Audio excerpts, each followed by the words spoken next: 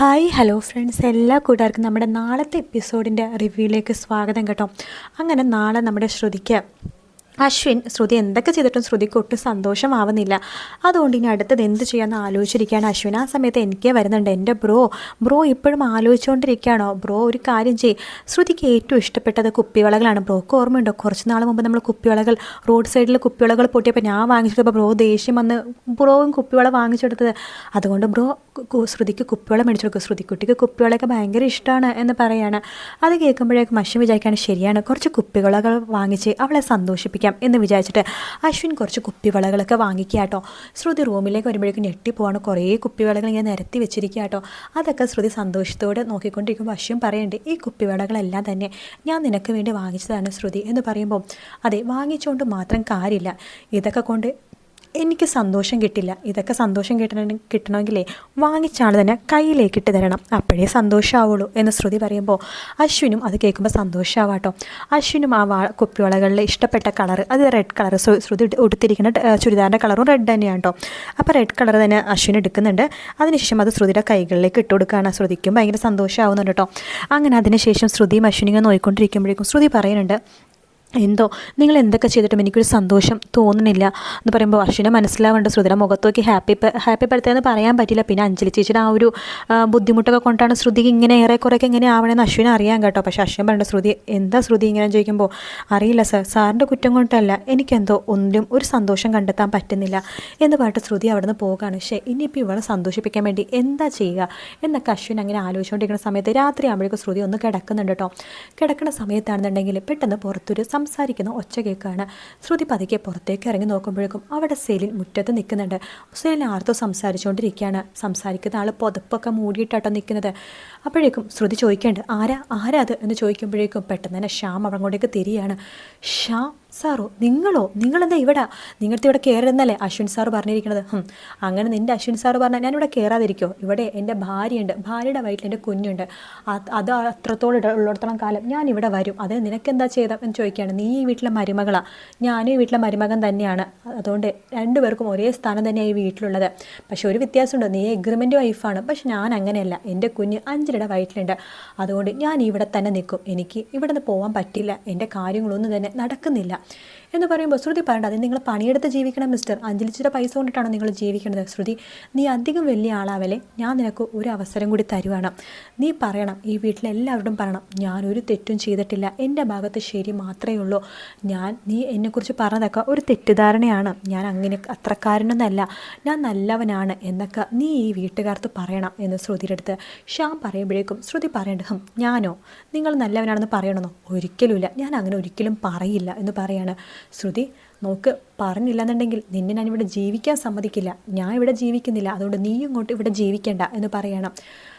എനിക്കിവിടെ ജീവിക്കണമെന്ന് ഒരു ആഗ്രഹമില്ല ശ്യാം സാർ, പക്ഷേ ഇവിടെ ജീവിക്കുന്നിടത്തോളം കാലം മറ്റുള്ളവർക്ക് സമാധാനം കൊടുക്കണമെന്ന് മാത്രമേ എനിക്ക് ആഗ്രഹമുള്ളൂ. അതുകൊണ്ട് നിങ്ങളുടെയും ഇവളുടെയും നിങ്ങൾ വിളിച്ചു വരുത്തിയേക്കണ ഇവളുണ്ടല്ലോ സെയിലിൻ, ഇവളുടെയും കളി ഇതോട് നിർത്തിക്കോ. രണ്ടിനെ കാര്യങ്ങൾ ഞാൻ അശ്വിൻ സാറിനോട് പറഞ്ഞാലുണ്ടല്ലോ, പറഞ്ഞാൽ എന്ത് സംഭവിക്കും എന്ന് പറഞ്ഞിട്ട് ശ്യാം പെട്ടെന്ന് തന്നെ ശ്രുതിയുടെ കഴുത്തിനെ കയറി പിടിക്കാട്ടോ. വിട് എന്ന് പറഞ്ഞിട്ട് ശ്രുതി ഒച്ച ഉണ്ടാക്കുന്നുണ്ടെങ്കിലും ശ്യാം പിടിവിടുന്നില്ല. ഒറ്റ കൈകൊണ്ട് ശ്രുതിയുടെ കഴുത്തിന് പിടിക്കുമ്പോൾ ശ്രുതി ഇങ്ങനെ മരണവെപ്രാളം പോലെ ഇങ്ങനെ കാണിക്കാട്ടോ. അവിടേക്കും എന്തൊക്കെയോ ഒരു ബഹളം കേട്ട് അശ്വിൻ അങ്ങോട്ടേക്ക് വരുന്നുണ്ട്. അശ്വിൻ വരുമ്പോൾ തന്നെ സെലിം പറയുന്നുണ്ട്, അയ്യോ ശ്യാം സാർ, അശ്വിൻ സാർ വരുന്നുണ്ട്, വീട് എന്ന് പറയാണ്. അങ്ങനെ പെട്ടെന്ന് തന്നെ ശ്യാം ശ്രുതിയുടെ പിടിവിട്ട് അവിടെ നിന്ന് ഓടിപ്പോവാട്ടോ ചെയ്യണത്.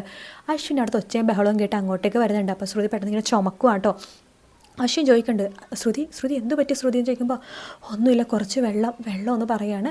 അങ്ങനെ അശ്വിൻ കുറച്ച് വെള്ളം എടുത്ത് ശ്രുതിക്ക് കൊടുക്കുന്നത്. ശ്രുതി വെള്ളം കുടിക്കണം. എന്ത് പറ്റി ശ്രുതി, എന്താ നിങ്ങൾ ഇവിടെ നിൽക്കണ രാത്രി എന്ന് ചോദിക്കുമ്പോൾ, എന്തോ ഒരു ശബ്ദം കേട്ടു, അത് കേട്ട് ഇങ്ങോട്ട് വന്നതാ, പെട്ടെന്ന് വന്നതുകൊണ്ട് ചുമ വന്നു, അതാ കാര്യം. ഈ രാത്രി എന്ത് ശബ്ദം കേൾക്കാനാ, നീ വന്ന് കിടക്ക് എന്ന് പറഞ്ഞിട്ട് ശ്രുതിനെ വിളിച്ചുകൊണ്ട് അശ്വിൻ റൂമിലേക്ക് പോവാണ്. ശ്രുതിക്ക് ഒരു സമാധാനം ഇല്ല കേട്ടോ.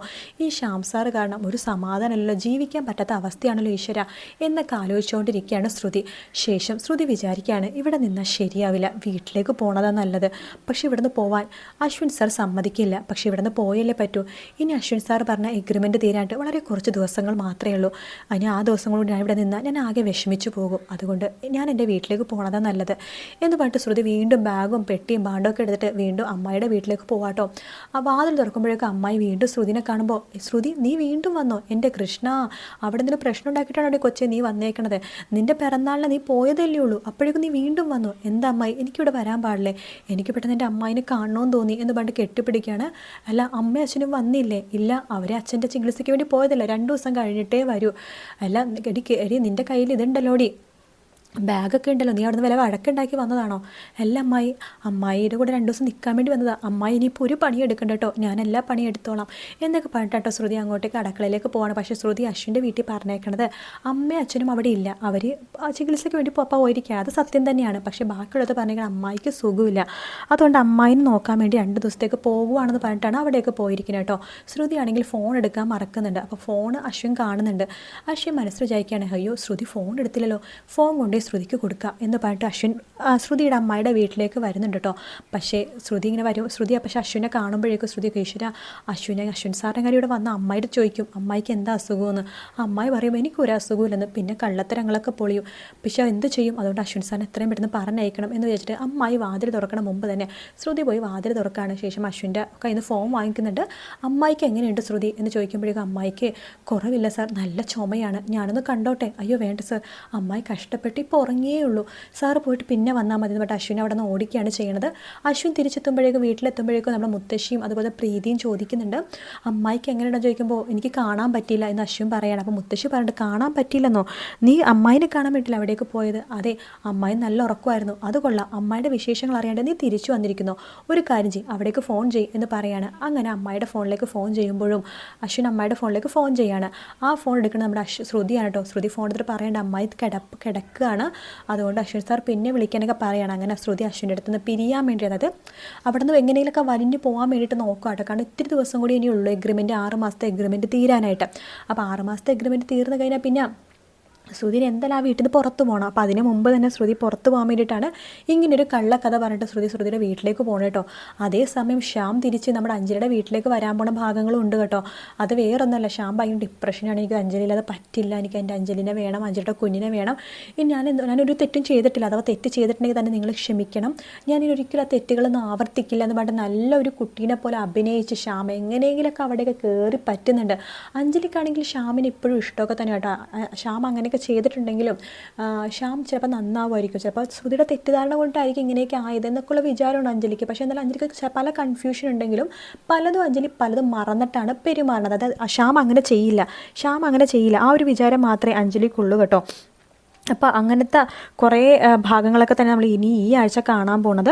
പിന്നെ ശ്രുതി അമ്മയുടെ വീട്ടിലേക്ക് പോകുമെന്ന് പറഞ്ഞില്ലേ, അതായത് പിന്നെയും പിണങ്ങി പോണതല്ല, അങ്ങോട്ടേക്ക് പോണ ഭാഗമെന്ന് പറഞ്ഞില്ലേ, അത് ഈ ആഴ്ച അവസാനത്തോടു കൂടി തന്നെ ഉണ്ടാവാനായിട്ട് അവിടെ ചാൻസ്. അപ്പോൾ വീഡിയോ ഇഷ്ടപ്പെടുകയാണെങ്കിൽ ഇത്രയൊക്കെ തന്നെയുള്ളൂ നാളത്തെ എപ്പിസോഡ്, മറ്റന്നാളത്തെ എപ്പിസോഡൊക്കെ. അപ്പോൾ വീഡിയോ ഇഷ്ടപ്പെടുകയാണെങ്കിൽ ലൈക്ക് ചെയ്യാനും അതുപോലെ തന്നെ സബ്സ്ക്രൈബ് ചെയ്യാനും മറക്കല്ലേ. മറ്റൊരു വീഡിയോ കാണാം. Take care, bye bye.